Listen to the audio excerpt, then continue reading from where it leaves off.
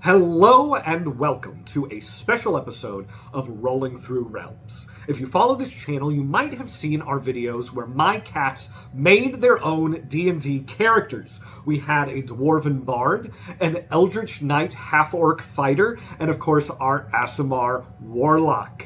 But once you've made your characters, you have to play in a campaign, and that is what we are doing here tonight. My cats are going to be playing in their very own D&D campaign. Now, of course, this comes with a fair amount of challenges because they are literally cats, so we can't quite play a typical, normal kind of D&D. And so what I have designed is something akin to a choose-your-own-adventure story, with a healthy amount of dice rolls thrown in there, and the cats will make the choices, and they will roll the dice, and we are also still going to have combat, but heavily simplified. Rather than having different kinds of attacks and spells, everybody's just going to have a standard attack. And rather than dealing with damage dice, each character is going to have a certain amount of hits they can take before they are knocked out or have to start making death saving throws. We're about to find out exactly how well these cats cooperate, but whatever happens, it's a fun story, and I think we're going to have a fun time. And so, without further ado, let the quest for the ever-bright sphere begin. We take you now to the land of Bramblemark, a fantastical world filled with magic and whimsy. A land where a frog in a top hat and cane would feel right at home. A land where a possum might sell you a cinnamon roll. And in this land lived a dwarven prince of the hills, Tombo Rockvale. But this prince had little care for lords and ladies and the trappings of high society. What this prince dreamed of was a life of adventure, a life on the road, seeing new sights, meeting new people, and singing songs of his and his companions' adventures. So one day, Tombo decided to take his destiny in his own paws and set off on a journey of his own. And as he was making his way through the world, one day he meets a half-orc named Howl Tuskfang. Now, Howl had set off on the road at an early age and often relied on the kindness of strangers. But his natural charm and charisma made folks eager to toss him a loaf of bread or to lend him a warm bed on a cold night. Living life this way gave Howl a strong sense of justice, and as he grew, he decided to pay back the many favors he received by fighting bandits and sticking up for the little guy. He even began teaching himself magic to not only help protect people, but to save the day in style, as he always had a flair for the dramatic. Tombo was very impressed with Howl, and Howl was eager for the company, and so they became a duo. Howl would show Tombo the ropes of life as an adventurer, and Tombo would chronicle their journeys in song. As they traveled through Bramblemark, defeating villains and helping the townsfolk, they often talked about one day becoming world-famous heroes. The kind whose stories get passed down through the generations, who are remembered throughout the centuries. And that is when they meet a mysterious spellcaster named Peaches Goldenpaw. Peaches told them that as they traveled, she would help them put on a show where they could recount their adventures in a big production. They could raise money to buy the things they needed to become even better heroes. Entertainers by day, adventurers by night. With Tombo's songs and Howl's panache, they would be naturals. But Peaches held a dark secret. Even though she was a powerful spellcaster, that wasn't always the case. Growing up, she was smaller and weaker than the other Aasimar, and couldn't keep up as they were learning to protect the realm. Eager to become a hero, she made a deal with a fiendish crow spirit named Spindlegast, who offered to give her magical powers in exchange for shining trinkets and glittering treasures. So as they collected money from their shows, Peaches would steal gold off the top to give to Spindlegast, always worried that her companions may one day discover her deceit. Our journey begins as you enter into a place called Weaver's Town. You've been tracking a group of cattle rustlers, and you've heard rumors that they might be in the area. But As always, when you enter a new town, you're going to put on your big show, and that is where we start. You're in the middle of your performance, Tombo singing his songs, and Hal reenacting the deeds. The beast, he snarled and gnashed his teeth, but Hal, he didn't fear. He gnashed his teeth right back at him and hurled his mighty spear. And when the beast, he captured him and hurled him to the sky, Hal just gently floated down and punched him in the eye. As this performance is going and you have all of these big puppets and Hal is doing his thing and the music is filling the square, the audience begins to crowd around, and we are going to do our first roll of the campaign. We are going to do a performance check to see how well you guys win over this crowd. You ready, Tom? No, don't hide your paws. Don't hide your paws. A 15. So it's not your worst performance, but it's not your best either. Just right there in that middle sweet spot. But as you continue the performance, you notice the crowd begins to get up and leave. And then more and more. And you've had audiences get up and leave in the middle of shows. That's nothing new, but never this many. Never this uniform. And you know the show wasn't that bad. This was an average show. Something strange was going on. But you push the thought out of your head and finish the show for the audience that remains. When the show is over and you head back to your tents, you notice the townfolk acting strange. You see many of them going in and out of their houses, pulling out jewelry and silverware, anything glittering and sparkling they can find. You see others digging in the ground, digging by the river, trying to find shining pebbles or rocks or anything glittering. And they begin to pile it in these big piles all throughout the town. And Peaches, you feel a sinking suspicion that you might know what's going on. And that night, your suspicions are confirmed when you are visited by your warlock patron, Spindlegast. So, Miss Goldenpaw, what do you think of my trick? I knew you had to be behind this. Why have you done this to these townsfolk? You have to free them now. I've grown tired of the same pieces of gold and silver and copper that you bring me. I thought maybe these townsfolk could find me something more interesting to fill my hoard. Look, I can find you better trinkets. I can find you more shining objects. Just please free this town from this trance. Well, there is something you can do to help these townsfolk. Anything, just say the word. There's a cave nearby here, known as the Black Feather Catacombs. Inside, legend says there is an orb so shining and luminous, it rivals the sun in the sky. Retrieve the ever-bright sphere for me, and I will release the townsfolk from this trance.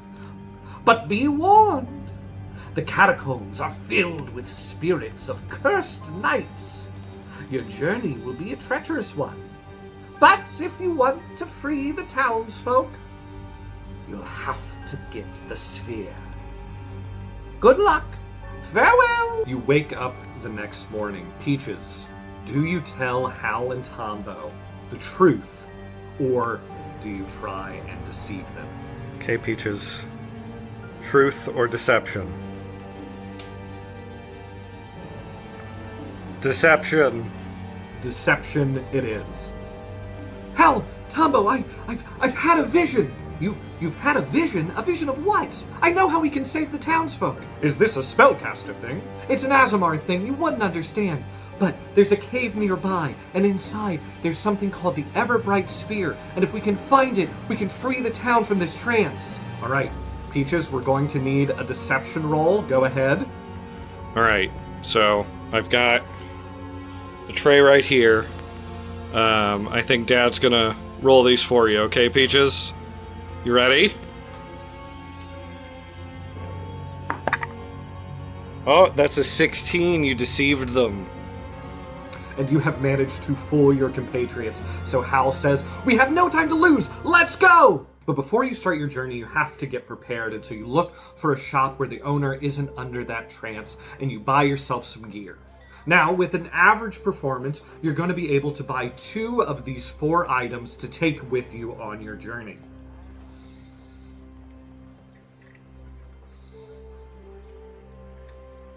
With your gear set, you make your way to the catacombs. You begin your journey towards the Blackfeather Catacombs, and there are 3 ways you can reach your destination.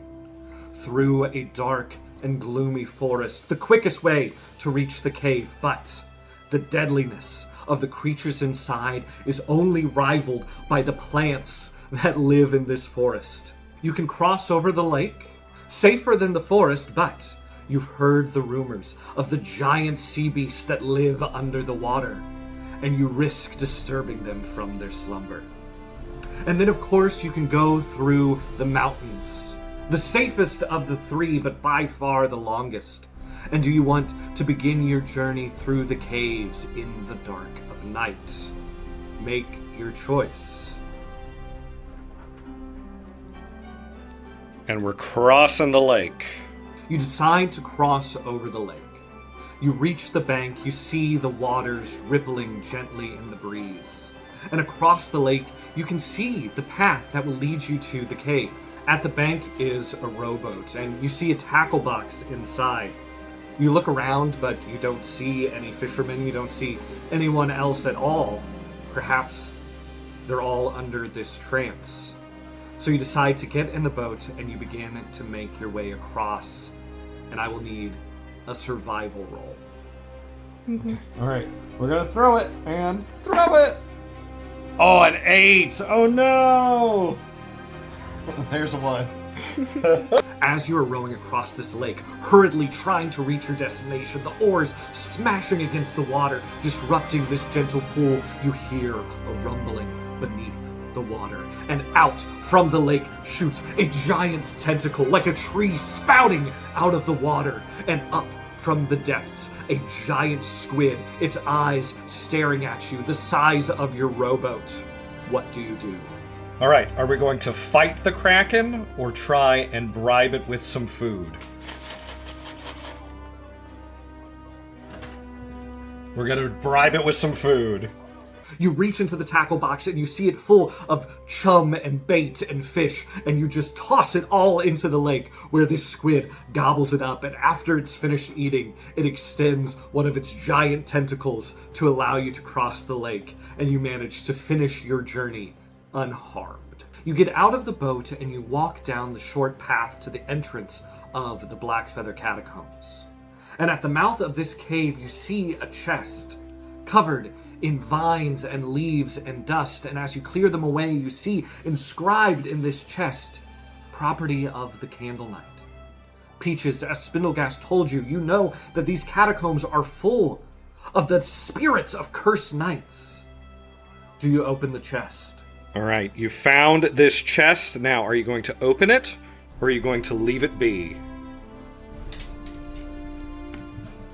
Open the chest. Hal beat you to it, Tombo. You open the chest and reveal a green and shining amulet. Do you take it? All right. Are you going to take the amulet that you found in the chest, or are you going to leave it alone? Whoa! A decisive choice to take the amulet. You take the amulet. It begins to glow green as you put it around your neck, shining against your chest. And you enter into the caves. You walk into the cave and your path forks into 2 directions. On the right, the path is bright and well lit with the glow of a warm flame, but you can hear the clear sounds of a struggle in the distance. On the left, the path is quiet and peaceful, but it is dark, pitch black, and you do not know what waits in the shadows. Which way do you go? You've come to a fork in the road. Do you go right or do you go left?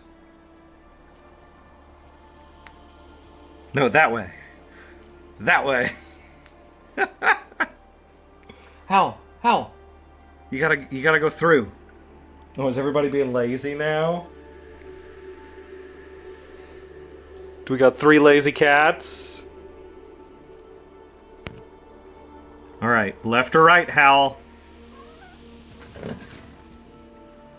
You choose the bright path to your right, and as you walk deeper into the cave, and that light gets brighter and your vision becomes clearer, you see on the ground, it is strewn with bones. The walls lined with skulls of various sizes and species. As you get deeper, that flame gets brighter and hotter until you find the source of that flame. A knight with a head tall and thin and made of wax and a flame glowing brightly on top. This is the Candle Knight, and you see him strewn in golden armor, sword in hand, fighting back against a group of slimes. You rush to help him, and as you do, Peaches, that amulet that you got from the box that belonged to the Candle Knight begins to glow brighter, and as the Candle Knight is struggling with these slimes, you see them disperse and back away and rush into the shadows away from the glowing green light of the amulet. The Candle Knight turns to you and says, "Thank you, brave explorers. I've been fighting those slimes for as long as I can remember. I am the Candle Knight. I was once a mere candle lighting the desk of a powerful witch, but as she practiced her spells, I became infused with her magics and became the knight you see before you. I entered this cave searching for a wonderful artifact to bring to her in thanks. But the amulet I brought with me to ward off these slimes, I forgot it at the entrance, and before I could turn back, it was too late. I became surrounded by these slimes and have been fighting against them ever since. But you have brought it to me. Give it to me and I can finally escape this prison." Do you hand over this amulet to the Candle Knight? You hand over the amulet. He bows his head, allowing you to place it around his neck. He reaches down, he pulls a stick off of the ground and lights a torch using the flame on his head. He says, "Thank you. I cannot express my gratitude enough. As you journey deeper, do not go right, go left. You will avoid a terribly dangerous bridge. And if you see a paper knight, let him know that I have found my freedom. Thank you again, brave, brave heroes." And the Candle Knight makes his way to the exit of the catacombs. Okay, you're at a fork in the road. Which way do you take? We're going left. You come to another fork in your path and you decide to go left, taking the Candle Knight's directions, avoiding the rickety bridge that he warned you about. And as you travel down this path, you hear a squelching, squishing, sliming, oozing sound as the slimes that had tormented the Candle Knight for years begin to surround you. And we are going to enter initiative.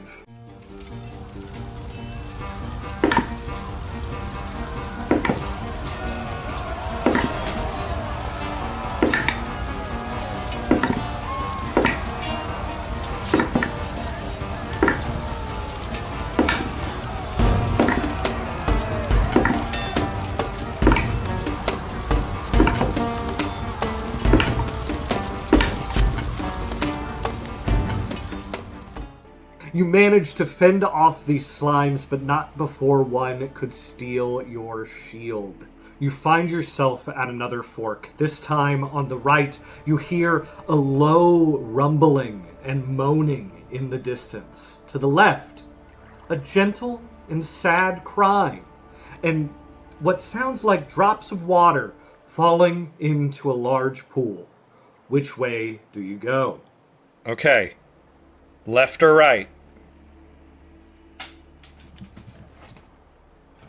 I think that counts as left. You choose the left, the sounds of crying getting louder and louder and sadder until you arrive at what looks like an enormous underground lake. This giant pool of water, and in the middle you see this golden light gleaming beneath the water. You wade out into the water. You reach down to grab whatever this glowing, gleaming thing is. Could it be the ever-bright sphere? But as you reach down, you hear a voice from over top say,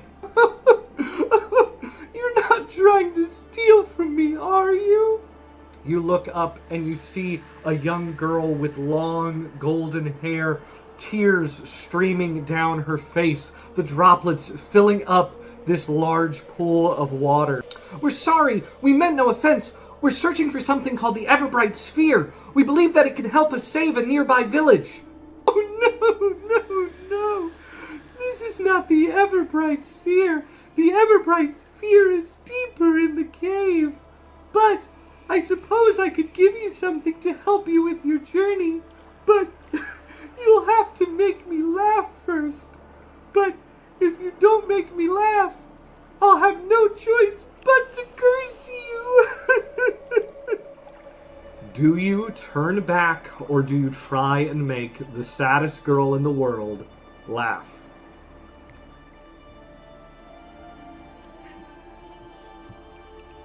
All right, I will need a performance roll.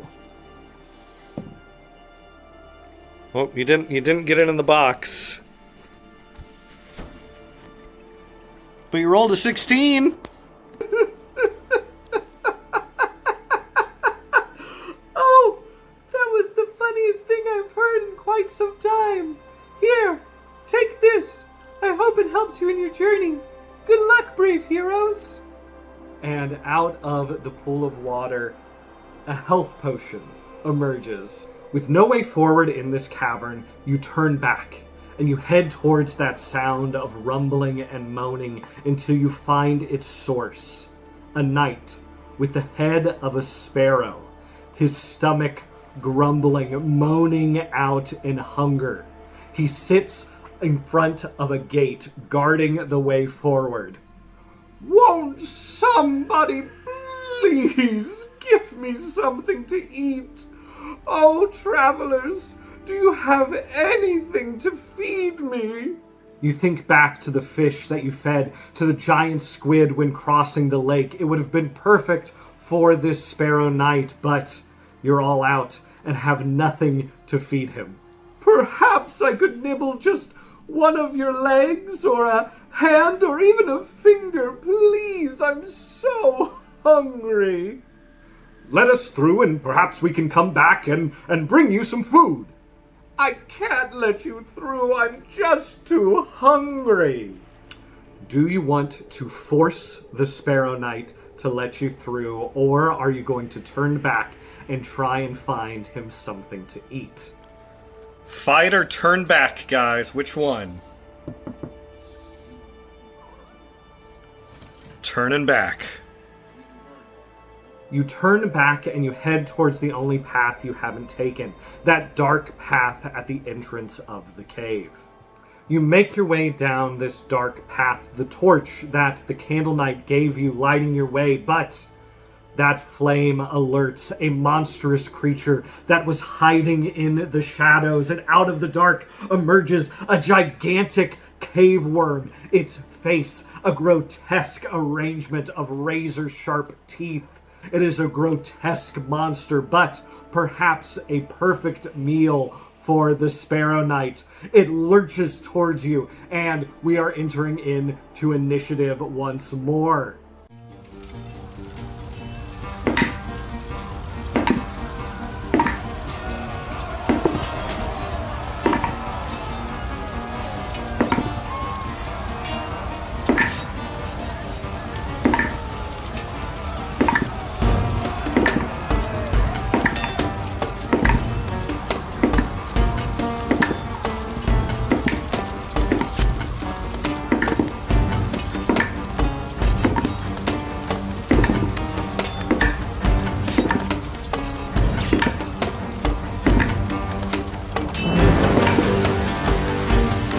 Take a good number of hits, but you manage to defeat the cave worm, and now you have some food to bring back to the Sparrow Knight.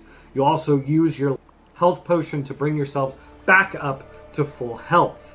After you have defeated this cave worm, though, in this dark corridor, you hear whisperings. Do you walk towards those whisperings, or do you make your way back to the Sparrow Knight? We think we've brought you something you'll enjoy. Worms! Just like my mama used to bring me. Nom nom nom nom nom nom nom nom nom. You can pass. Good luck on the rest of your journey. Sparrow opens the gate and you enter into a hallway. Its walls made of bookshelves, each one overflowing with books and scrolls and tomes. You walk deeper until you enter a room where a knight sits alone at a desk. A knight made of paper. Ah, visitors. It's been quite some time. Welcome to my library. Excuse me, but are you made of paper? Yes, I am.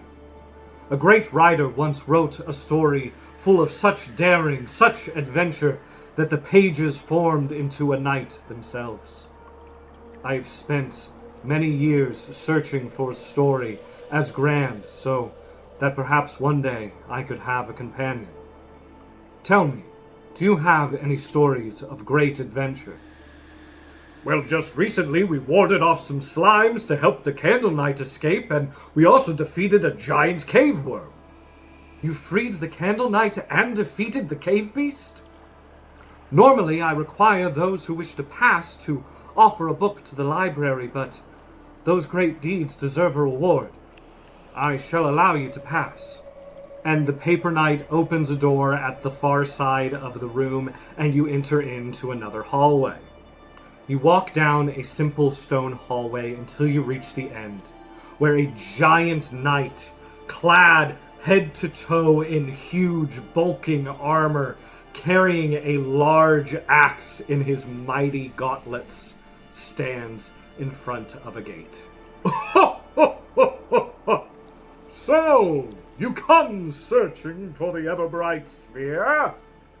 Yes, we need it to save a nearby village. Please, help us! And what makes you think you're worthy of claiming the Everbright Sphere? We've fought many great battles and overcome a bunch of obstacles. I have no doubt if you made it this far. But many adventurers have fought many great battles. That reminds me of a joke I once knew. But I lost my joke book in the cave many years ago. I know. Why don't you tell me a joke? If you can make me laugh, I will let you pass and claim the Everbright Sphere. But be warned, my joke book was full of the greatest jokes ever told. It's not easy to make me laugh. Tom, we're going to take the paw, roll the dice. Ah, a 10! That was terrible! 2 arms!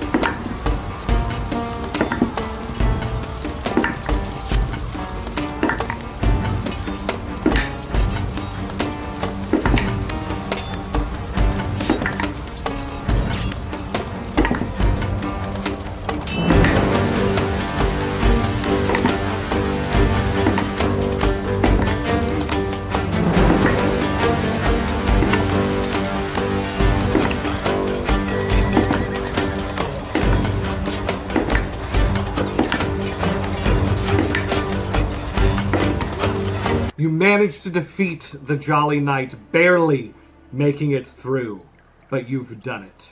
You enter into the final cavern, and there, glowing as brightly as anything you have ever seen, you can hardly stand to gaze upon it. In fact, I will need Constitution saving rolls. Tombo, okay, you ready? We're gonna roll it together, all right? Tombo. And A 16! You manage to avoid blindness from the immense light of the ever-bright sphere. You approach. You would think it would be blazing hot, but you are bathed in a cool light. You reach forward. Peaches, your golden paws grabbing this golden orb, and you have retrieved the ever-bright sphere. You wrap the sphere and place it in one of your packs, and you make your way out of the cavern. Now, Peaches, now that you have the ever-bright sphere, do you tell your companions the truth of how you are going to use it to help the town, or do you try and deceive them once again? Deception again. Alright, Peaches, let's roll. Okay, so now that we have this sphere, I'm gonna have to do some really special spell casting in order to channel its powers so I can free the town, but I'm gonna have to do it alone so I can concentrate, so I need you both to clear out. If that's what you need, Peaches, but just be safe. We'll be here whenever you need us. Peaches, you go into your tent and you call on Spindlegast, and there, from a black portal in the ground, he emerges, and you present the ever-bright sphere to him. It's even more magnificent than I imagined! And he takes the orb from you. Okay, now free the town from the trance! I suppose I could. Peaches, we're going to need a persuasion roll. We've got another roll from Peaches in the cat tree. You ready?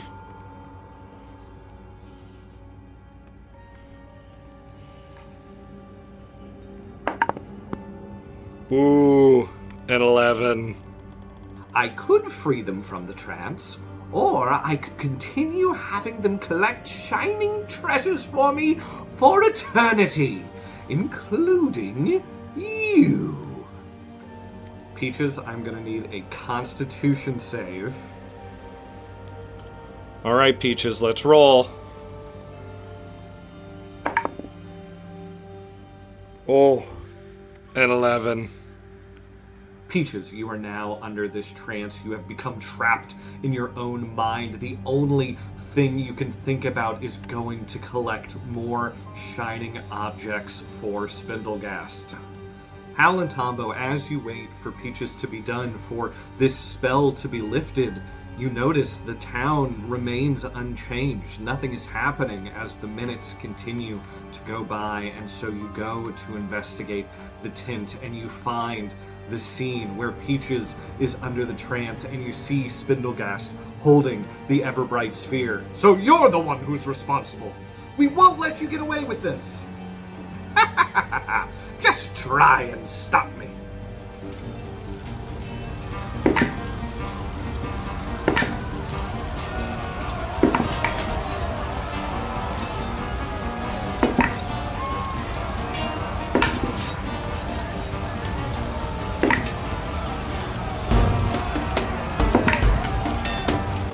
Back with Peaches in the cat tree. You ready? A 16! You did it!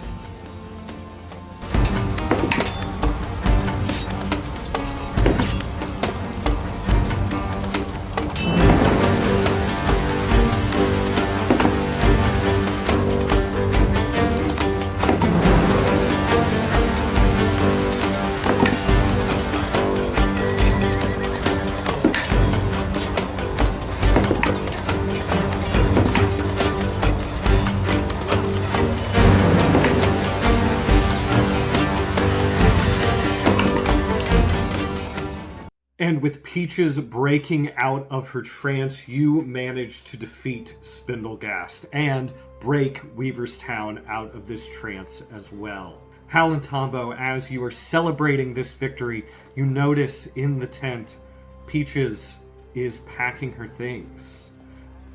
Peaches, what are you doing? I'm leaving.